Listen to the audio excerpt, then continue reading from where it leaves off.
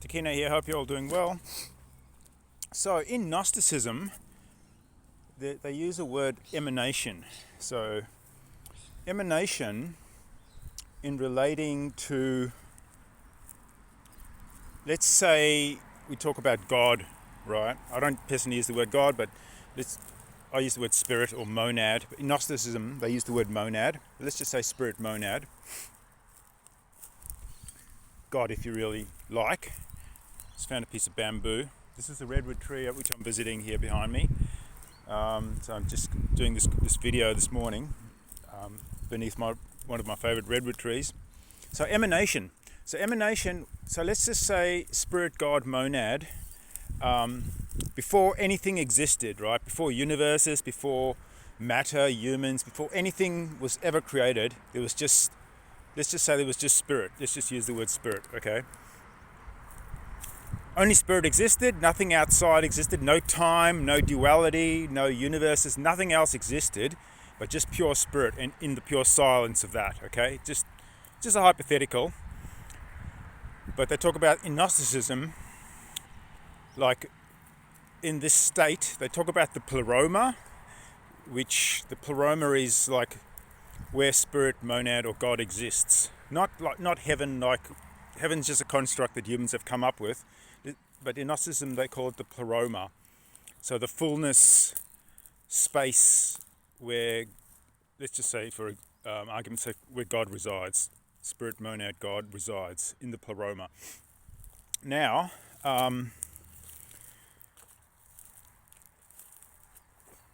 they talk about fullness. So spirit, God, monad was complete and overflowing with itself, just completely full and overflowing. And this overflowing is emanation, okay? So spirit emanated from itself outwards. This is even before directions existed, so outwards is probably not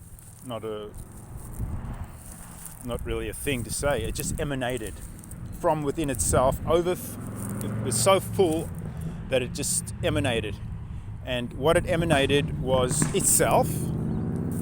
All aspects of itself emanated from itself, and itself never emptied and remained full. And so this emanation, whatever it is, that fractured into duality and into everything that we know. This is according to the Gnostics. So that's emanation. So why am I talking about emanation? I've been having this thing in my mind where I have emanation versus creativity. Okay, as an artist, I'm concerned with creativity. What it is, how I place myself with creativity. I used to have a quote that said, creativity. Well, no, okay. So my art teacher had a quote that said, "You can't create creativity. Creativity just is, right?" So that was my art teacher's quote, Peter's quote, which I fully agree with.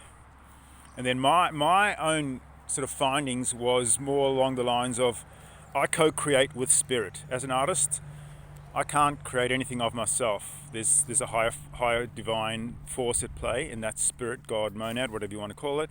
So I co-create with that. And that's the way I've looked at my art and my art making and creativity in a long time, in years. I even had an exhibition called, Co-creation, Spirit and Self. Co-creation, Spirit and Self. And that was, I think, 2017 I had this exhibition. And it was a group show. And yeah.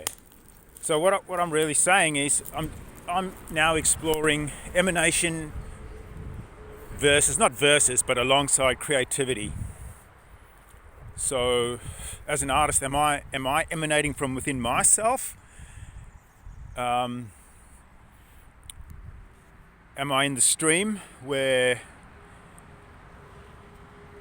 creativity and everything that exists is outside of myself and from spirit, and I'm just in the stream, and then I just align with that and co-create with that? Emanation to me is a bit of a different concept, because it's a highly divine concept to begin with, because everything emanates from the one source, and if I'm a spark of that one source, am I emanating everything that's inside of self as well? I'm only just beginning to explore this. So emanation versus creation, or creativity. Emanation versus creativity.